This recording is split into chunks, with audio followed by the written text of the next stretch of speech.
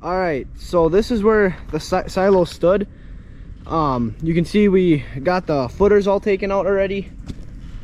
So we got everything all busted up in that pile over there. We removed the majority of the rebar. We already kind of filled in that east silo which was over there. We filled it in with a little bit of gravel that we had. So now what we're gonna try and do is get a crusher, and we're gonna grind that into kind of like a gravel, a fine-ish gravel. If you grind it too fine, it'll just be dust since it's concrete. But we're just gonna try and grind it up and get some gravel out of it. So some people were asking us about this shed and how we could have prevented it and all this other stuff. So the demolition guy, we did hire a professional. He actually did a really good job. We told him the main thing for him was, we told him the main thing is do not hit that bunker. If it goes on the shed, it won't make much of a difference because the shed has to come down anyways. So if it hits it, we'd rather have it hit this shed than that bunker that we just built. Mainly because, well, we got to take the shed down anyways. Everything went really well for how big those silos were and how tight of an area this is here. So these silos were 30 feet in diameter, and when they come down and hit the ground, they spread out and just kind of lay flat, which makes them to be almost 50 to 60 feet, which is what we're working with. And the main thing was to not hit that bunker. So we knew if he did take out that corner of the shed, it wouldn't be the end of the world, just because we knew that shed had to come down, like I said. But knowing that the silo would spread out so much, we were very concerned about the top of the silo getting too close to the bunker, damaging the walls or something. And that's why we had the tractor pulling not so much to the left there, but we kind of had him trying to keep it a little more straight, rather than, we had him going veering to the left, just not very aggressively. All right, so in the shed here, you can see we still put our mixer over here. We drive through here every morning to fill up with, put whey and water in the mixer right up there. That's where the whey goes out, and these are the tanks. We store a lawnmower in here. That's a generator, a small generator anyways. We got one tractor and some duals, so we don't store too much in here, but we do have some stuff. So yeah, the whole corner is pretty much taken out. Just to kind of show you how much rubble there was. It's a pretty good sized pile, but there's a lot of concrete. Yeah, over here you can kind of see some of these chunks went flying out. They're all the way up to the wall. This one actually landed right here on the concrete, but it looks like no damage to the wall. So yeah, we didn't want to go any further this way over by this bunker. You can see some rock took a chip out, but that's minimal. We wouldn't want to go too much further over this way. So a lot of people were wondering why we took these silos down. They weren't very old. There was really nothing wrong with them structurally. They were built really well. Solenberg did a great job, but our main issue was they really were not enough storage. So we tried putting different crops in. We only grow 3 main crops: alfalfa, corn, and sometimes we will do some oats. We only seed oats with our new seeding. The issues we had with corn silage was it'd be really tough for us to get it down to the right moisture.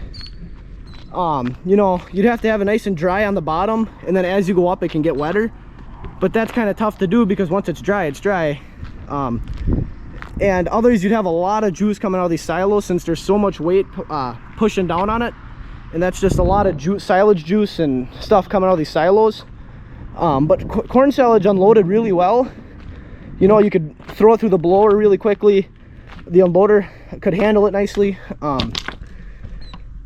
But that was, and we do so much corn silage, it's kind of hard to put it in just 2 silos, and it wouldn't even hold very much, just because we're doing so much more now than when we built these silos. So it doesn't make a whole lot of sense if we're gonna have to do a bunch of bunkers anyways, even though we do fill these 2 silos with corn silage. It just doesn't make sense. We tried putting haylage in these silos, and that we had issues with too. That haylage is kind of more of a pain to work with than corn silage. It's tough for the blower to blow it. The unloaders have a really hard time getting them out, especially when you fill the silo the full 132 feet.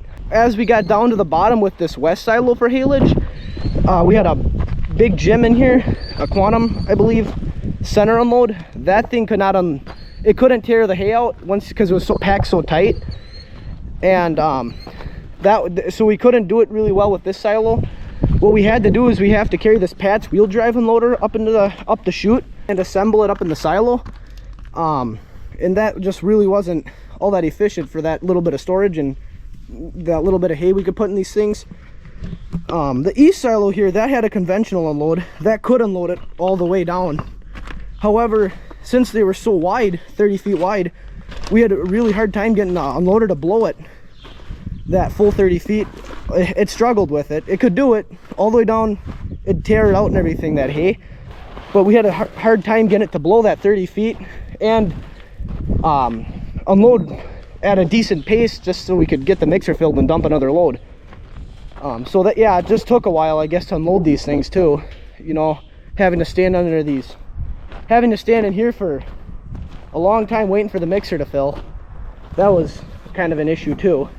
Another big problem we had here with this west silo, with that center unload, we'd be chopping all day. It'd be about 1 in the morning. We have to go up there and set it over to feed, and we crawl up there and we lift the form out of the hole, and there's supposed to be a hole all the full 132 feet. Sometimes we'd look down and there'd be no hole, it all filled in.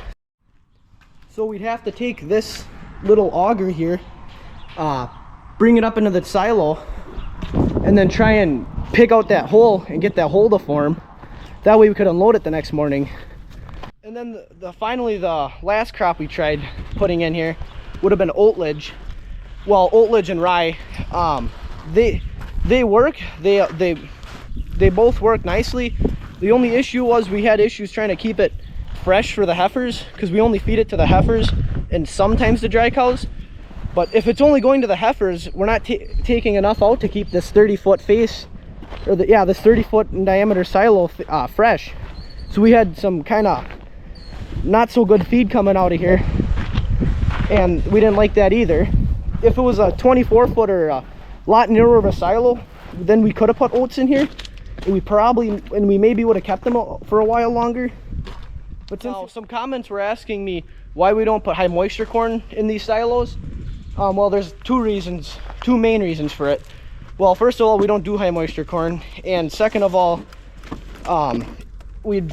three reasons, I guess. But it's really hard to keep. We don't take enough high moisture corn, I guess, out of the silo to keep that fresh. And there was no roofs on these silos. They blew off a couple years ago. We live in a very windy area. That's kind of why we got the windmills, I guess you could call them. But they blew off and they were just kind of hanging up there and just flapping in the wind. Some of the roofs, like chunks of the metal on the roofs. And we were really worried about them falling down when someone was under there, so we took them all off. And now all the elements rain and all that can go on the silo on the feed too. We did look at putting new roofs on them, but when we talked to the people that would put the roofs on, they said it'd be almost over $25,000 for one silo to have one roof. So that's close to 60,000 just for both silos to have roofs on them. So that was not worth it at all to put roofs on. One of the final main reasons we took these down was just like how we built this bunker here. We were thinking about taking these down 2 years ago. However, we decided to wait. Maybe we'll keep using them. So we built this bunker here, and it got pretty tight in here. It was hard to get through here with semis and fill this bunker. And if we did take them down 2 years ago, that shed would be just fine.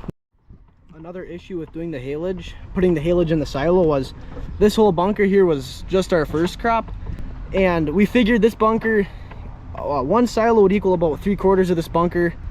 So one silo would have been just first crop, and then a little bit more in the other one. And so over here in this bunker we have our second crop, and this would have easily filled that second silo, so we'd have 2 silos full of just first and second crop. But now we need somewhere to go with the third and fourth crop. So like I said earlier, them silos just really weren't enough storage. Now I'm not just trying to hate on silos in this video. We do have 4 silos up here. This is our old dairy barn, I guess. We have heifers in there now, so these silos are still in use. This tall one here is a 100-footer, 60-footer, 80-footer, and a 90-footer. So 2 harvesters and 2 poured silos. We also store our bales up here, our straw bales. We wrap them, and so these silos work really well. They're not so wide. There's plenty of storage for up here. That 100-footer's got, I don't know exactly how full it is, but it's got oatledge in it. That 60-footer's got corn silage, the 80-footer's haylage, and the 90-footer's also corn silage. So I hope you guys enjoyed the video. I hope this answers a lot of your some of your questions at least. Please like and subscribe, and I'll see you in the next one.